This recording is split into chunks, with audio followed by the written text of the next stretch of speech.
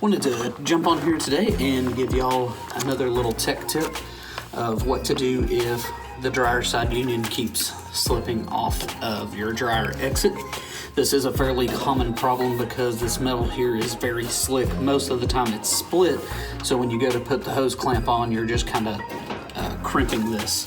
So what we're going to do is get some aluminum tape, and we are actually going to wrap this around the snout of the dryer like this after we remove the adhesive back, and then we will put our dryer side union on. This will allow this to have some tube and some bite, and will keep the dryer side union from pulling off your dryer.